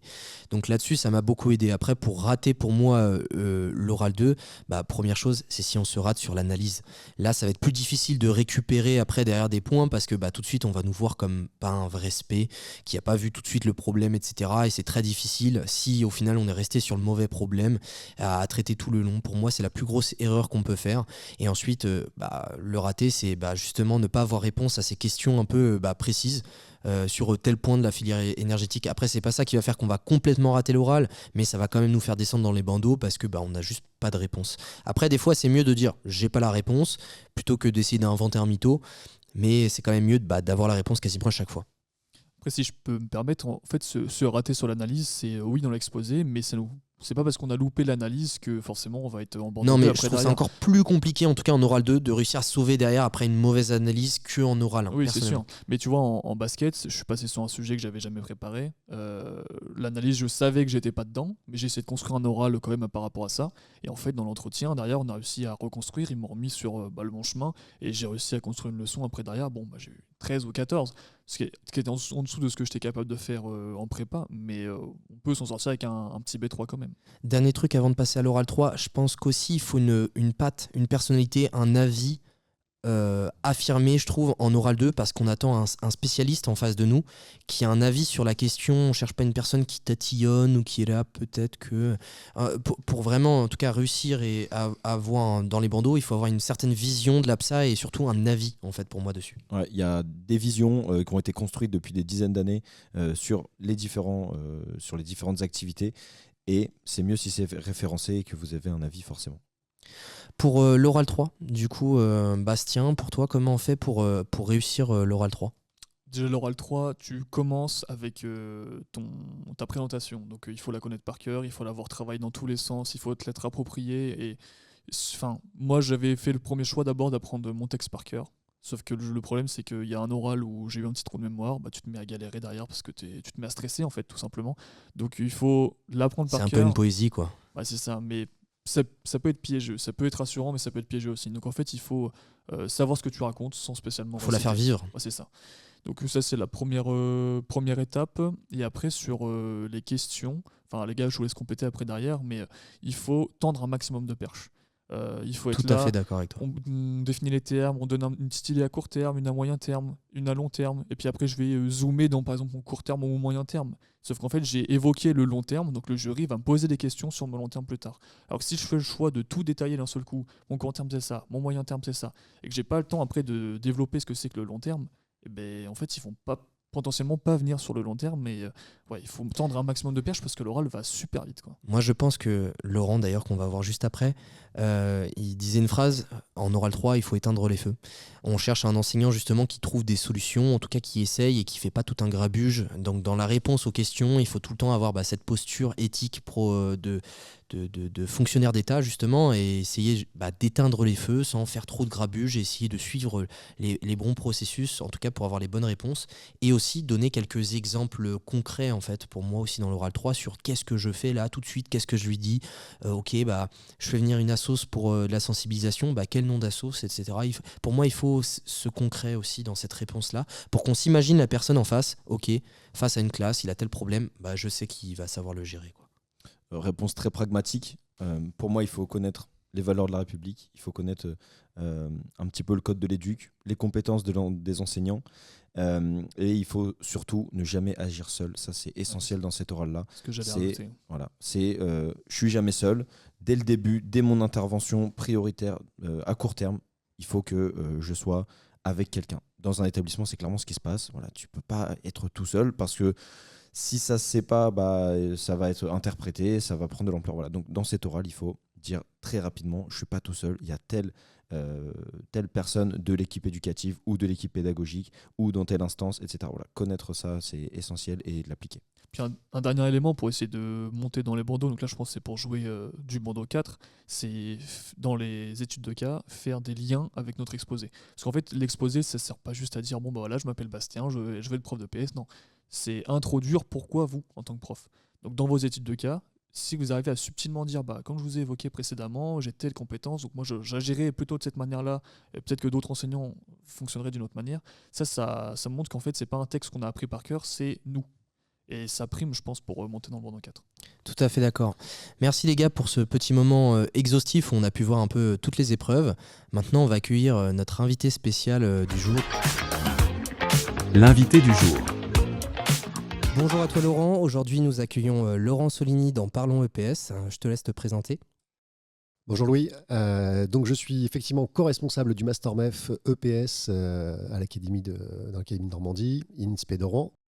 Je porte ce MEF avec Clément Jouran. On le porte depuis 2021 et donc on s'attache à faire réussir nos étudiants sur le concours du CAPEPS. Ok, et ça fait donc depuis 2021, tu as dit que tu as commencé. Avant, du coup, tu faisais quoi ? Alors, j'ai été recruté en 2017 à l'UFR STAPS de Rouen sur la coordination du judo. Et avant, j'étais enseignant d'EPS en collège, au collège de Pont-de-l'Arche. J'ai fait 10 ans d'enseignement dans ce collège, ce qui laisse du temps aussi pour porter des projets. Et puis après, j'ai postulé à l'UFR STAPS et donc accessoirement et simultanément à l'INSPE. Et donc j'imagine que tu finis ici, ça veut dire que maintenant c'est ce que tu préfères, être ici à l'INSPE. Et pourquoi du coup ce parcours-là ? Pourquoi avoir fini ici ? Ce choix s'est fait avec une opportunité, puisque la responsabilité du Master MEF était vacante. On l'a exploité, on l'a utilisé avec Clément Jouran. Et je crois que ce qui nous a motivés profondément, c'est de faire réussir nos étudiants, de les faire réussir au concours et de partager cet amour de l'EPS. On est passionné par notre métier, on est passionné par toutes les valeurs que l'on peut transmettre à travers cette pratique pro. Et la dernière fois, on avait parlé aussi de quelque chose. Tu me disais quelque chose et j'étais vraiment d'accord là-dessus. Vous êtes un peu le dernier rempart. Vous êtes un peu les derniers qui nous permettent, en fait, nous, des fois, on est enseignants d'EPS, on les fait réussir, mais bon, après, ils passent les classes et ainsi de suite et on ne sait pas vraiment ce qu'ils deviennent. Est-ce que tu es d'accord avec ça ? Oui, complètement, je suis d'accord. Je l'ai compris quand je suis arrivé à l'université. C'est-à-dire que même déjà en L3, les étudiants sont parfois, bien souvent, sur le marché de l'emploi. Certains poursuivent en master, mais pas tous. Et effectivement, là, on concrétise la réussite de tout un parcours de formation qui commence à l'école maternelle et qui se termine à l'université sur un master avec l'obtention d'un concours. Et ce concours permet de facto d'avoir un métier. Et donc, c'est ça qui rend la réussite palpable et évidemment valorisante. Très bien. Toi, du coup, tu as dû voir quand même pas mal d'étudiants passer en master et en licence. Quelles seraient les astuces ? Qu'est-ce que tu as vu ? Quels petits tips pourrais-tu donner pour des étudiants qui voudraient justement préparer le concours et justement qui voudraient devenir enseignants ? La première chose, elle se travaille pas. Je pense que c'est la passion que l'on a de la discipline et ce qu'on apprécie enseigner, et particulièrement l'EPS, en tout cas les activités physiques et sportives. Donc il y a un côté passion, un côté vocation qui me semble très important. Ensuite, c'est un peu comme nos élèves. On voit bien que certains sont plus préparés, plus sérieux. Et bien souvent, ce sont ceux qui ont pris sérieusement leur scolarité en main, c'est-à-dire de la licence jusqu'au master, qui sont bien souvent les plus en réussite au concours. Et des fois, tu en as certains qui ont un déclic entre deux, ou est-ce qu'il faut forcément être bon en licence pour réussir son master ? Il y a quand même des profils qui se confirment. C'est-à-dire qu'un élève qui est brillant en licence, bien souvent, il est brillant au master et au concours. Typiquement, les majors de promo de L3 sont bien souvent les mieux classés à la fin du concours. Donc, il y a quand même une correspondance. Par contre, il y a des étudiants qui se dévoilent, qui se surprennent en travaillant, parce que je suis convaincu que le travail permet cette réussite et que des élèves qui étaient peut-être moins brillants ou moins faciles sur certains exercices, certaines compétences orales ou écrites, eh bien, ils se révèlent. Et c'est ça qui fait la beauté de la formation.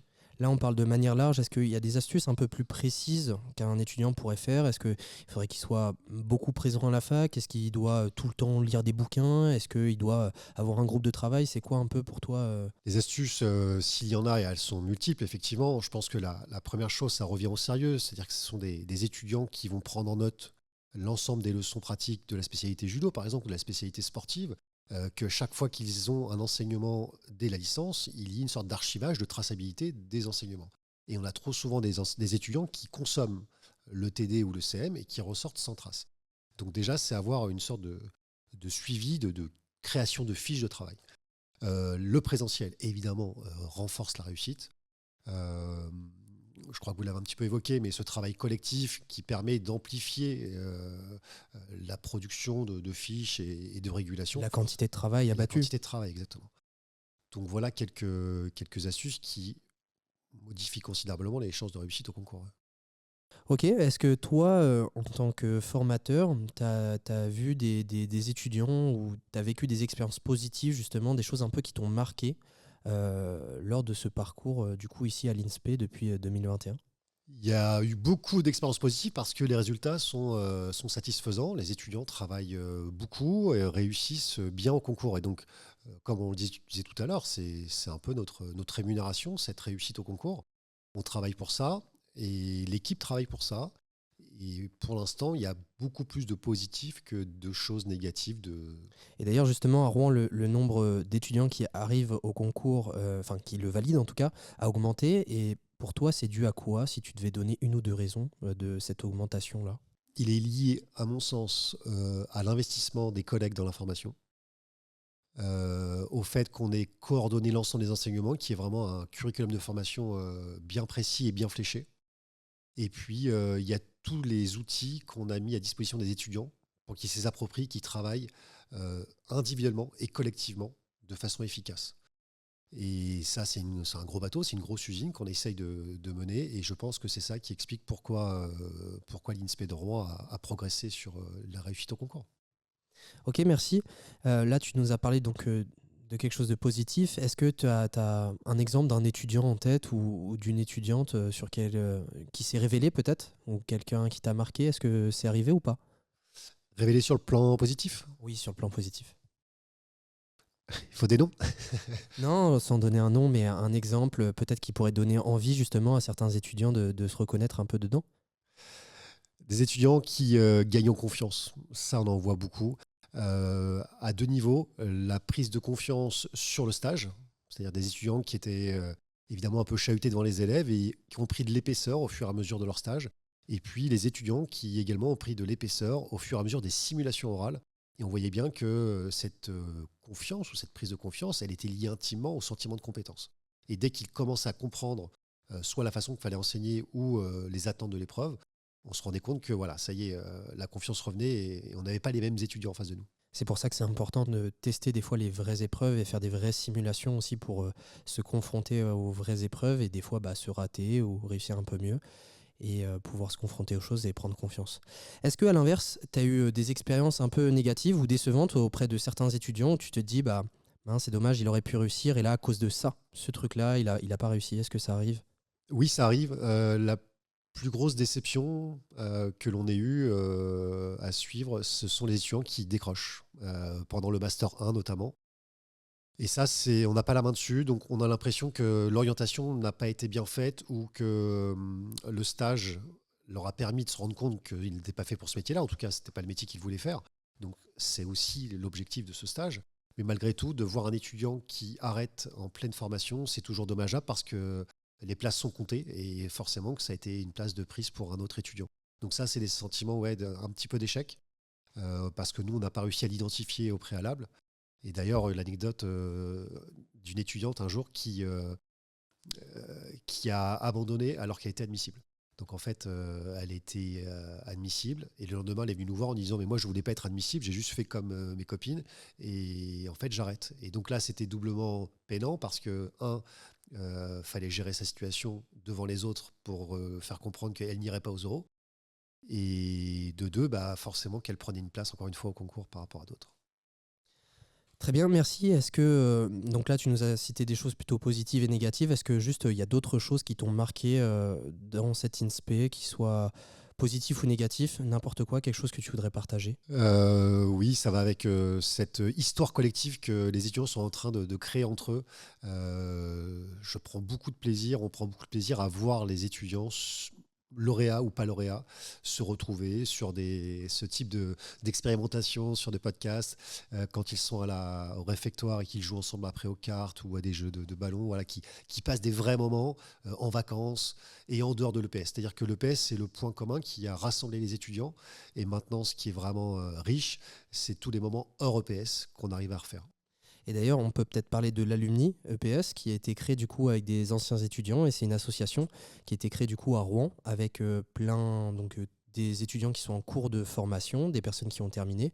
Ils essaient de partager des moments, comme tu le disais, des soirées, des jeux et aussi des fois des aides par rapport au concours, des fiches, etc. etc. Tu es plutôt content, j'imagine, de cette dynamique de cette assos? L'Alumni EPS, c'est l'illustration parfaite de ce que j'évoquais avant. C'est une association qui s'est créée, je dirais pas de manière spontanée, mais en tout cas qui a été facile à mettre en place et surtout qui a reçu un accueil très favorable de la part des étudiants, mais aussi des formateurs qui, eux, étaient des anciens étudiants de l'INSPE de Rouen. Et effectivement, quand je vois cette association-là qui grandit progressivement, au départ, c'était effectivement surtout de l'événementiel, de la relation avec les autres. Et là, elle commence à se diversifier avec une tenue, enfin, des pulls, peut-être un versant formation. Et voilà. On voit bien que c'est une association qui vit. Et ça, c'est quand même un signal très positif. Justement, je te demandais tout à l'heure, à ton avis, qu'est-ce qui a permis justement d'améliorer la réussite au concours? Je pense que c'est aussi ces initiatives-là, parce que des fois, en fait, en partageant juste des moments cool comme ça, bah, le jour où, je sais pas, je prépare un oral et que je veux quelqu'un pour une simulation ou juste un retour sur telle ou telle chose, bah, c'est toujours plus simple d'aller voir une personne avec qui on a déjà rigolé en soirée pour demander de corriger un bloc, ou etc. Et je pense que ce lien-là, c'est aussi ça qui va permettre derrière de pouvoir parler aussi métier derrière et pouvoir progresser. Je sais pas si tu es d'accord. Je suis entièrement d'accord. On travaille mieux avec les gens avec qui on est proche. Et c'est pour ça qu'on est capable de souffrir pour travailler dès lors qu'on a créé des liens amicaux et de proximité. Et je pense que c'est valable aussi à la fac. Avec un groupe de travail, etc. C'est aussi important d'avoir des vrais moments de vie avec des personnes qu'on voit, que ce ne soit pas juste des gens qu'on voit de 8h à 18h, que ça soit aussi de temps en temps bien de les voir aussi en dehors et après ça va permettre de mieux travailler ensemble et je suis tout à fait d'accord avec ce que tu as dit. Et ce point de bascule qui fait qu'avant, je pense, les étudiants étaient plutôt adversaires dans le concours et ils sont devenus partenaires. Et je me rappelle d'un étudiant, on avait fait une réunion avec tous les admissibles et un étudiant nous avait dit, je sais plus, il y avait 40 admissibles. Il disait, rassurez-vous, hein, il y a 600 postes ou 660, il y a de la place pour tout le monde. Et ça a complètement changé la façon de voir la préparation des oraux. Et on a tous compris que si ensemble on travaillait, on pouvait tous être admis. On ne l'a pas tous été, ils ne l'ont pas tous été plutôt, mais ça avait très bien réussi quand même. Très bien, merci à toi Laurent. Est-ce que tu veux compléter sur quelque chose ou... Non, je vous félicite pour cette belle expérimentation et je vous souhaite bon vent sur ce podcast. Très bien, merci beaucoup. Le conseil minute. Pour terminer, on va faire le petit jeu final. On va pouvoir passer au conseil minute. Là, les gars, vous allez avoir 1 minute chacun et vous allez pouvoir dire tout ce que vous avez à dire, mais interdiction de dépasser la minute. Et donc là, c'est pas tant que des conseils sur des épreuves précises, c'est des conseils un peu soit de vie ou de manière générale sur comment appréhender ce concours, comment bien se préparer. Est-ce que quelqu'un veut commencer? Je peux. Allez, top, c'est parti. Alors, premier conseil, moi, c'est d'envisager le concours comme du long terme. Voilà, c'est sur 2 ans, donc il faut prendre son temps, il faut avoir des étapes et il faut à la fois se laisser porter, mais il ne faut pas non plus se reposer sur ses lauriers. Ça rebondit sur cette logique-là. C'est prendre du temps personnel, kiffer sa vie. Voilà. Vous êtes étudiant quand même, vous préparez un concours qui est gros, mais kiffez vos années en tant qu'étudiant, rencontrez des personnes, ouvrez-vous à des personnes, parce que c'est des personnes qui sont là pour le même objectif que vous, être prof de PS. Donc forcément, il y a beaucoup de similitudes et vous allez découvrir surtout des personnalités différentes, des gens différents. Et ça, c'est une énorme richesse des études, je trouve, notamment pour la préparation de ce concours. Ensuite, sur la préparation du concours, être le plus régulier possible, aller à tous les TD, aller à tous les CM, ça c'est fou de le dire, mais aller vraiment à tous les CM et bosser personnellement au sein d'un groupe, ça c'est essentiel pour pouvoir s'approprier des choses, mais se faire porter par cette émulation de groupe et surtout, voyez ça comme du plaisir et de l'évolution personnelle. Merci à toi Léo. Bastien, je te laisse nous dire tous tes conseils. Eh bien, c'est parti. Moi, je dirais premier conseil, ça va rebondir un peu sur ce qu'a dit aussi Léo, mais forcément, il faut être reposé, il faut être la tête fraîche pour le jour J. Il faut profiter en dehors. On n'est pas que se faire du concours pendant 2 ans ou 3 ans si on enchaîne avec la grecque derrière, parce que en fait, c'est impossible. Donc, il faut avoir un bon rythme de vie à côté.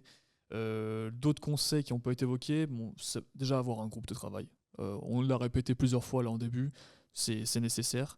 Il faut aussi accepter de prendre la parole en cours. rédiger des choses, le montrer, que ce soit... Nous, on avait sur la plateforme de l'université, on pouvait déposer nos meilleures copies suite aux écrits, mais en fait, on pouvait s'inspirer de ça. Donc, il faut accepter de partager, il faut accepter de prendre la parole, il faut accepter de faire des oraux où on est filmé, parce qu'en fait, on s'habitue à avoir du public pour le jour J. Il faut aller à Vichy pour aller voir des oraux, il faut aller voir les oraux des autres pour leur prendre des idées, se les approprier. Donc voilà, puis écouter tout ce qu'on a dit précédemment, je pense que c'est important. Merci à toi. Thomas. Attends, je mets le chrono. Ouais. Attends, parce que Thomas, il nous challenge, mais il nous montre pas le chrono, donc on va pas lui montrer le chrono. Ok. Alors, première chose pour moi, ce serait lifestyle. Ce que vous avez dit, c'est je prépare un concours, ça va être mon métier. Il faut que je kiffe dans ce que je fais. Il faut que ce soit un plaisir d'aller chercher des connaissances, de discuter EPS avec les autres. Ça, pour moi, c'est fondamental. Ensuite, le groupe, faire des choses en groupe, profiter. Ça, c'est essentiel que le groupe vive bien. Ensuite, si j'avais quelque chose à dire d'autre, ce serait de mettre son ego de côté.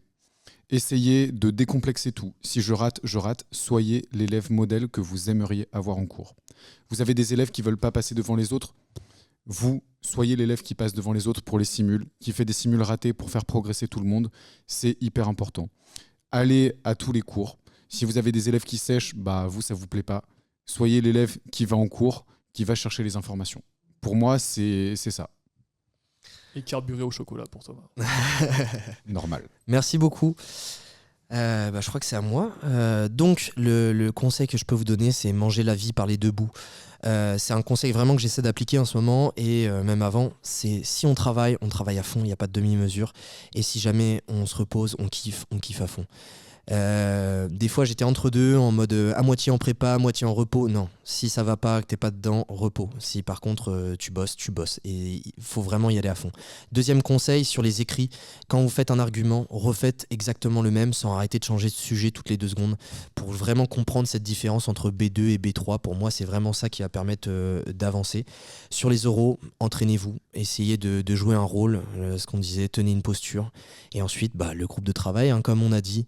Franchement, s'il y a un conseil à retenir dans tout ça, mettez-vous à plusieurs et vous verrez. Et dernière chose, oui, profitez parce que franchement, c'est des super années. Moi, j'ai passé un trop bon moment à la fac et je crois que je vais garder des souvenirs pour toute ma vie. Voilà. Et je crois que c'est terminé. C'est la fin de cet épisode. En tout cas, si jamais vous avez aimé notre podcast, n'hésitez pas à mettre un petit like ou mettre un petit commentaire pour nous dire vos anecdotes par rapport à Vichy, vos avis, vos conseils. N'hésitez pas. En tout cas, notre prochain épisode va être sur l'entrée dans le métier, donc l'année de FSTG. Et on espère que ça va vous plaire. À bientôt. Puis si vous avez des idées de sujets aussi, n'hésitez pas à les partager. Ouais. À fond. Ciao.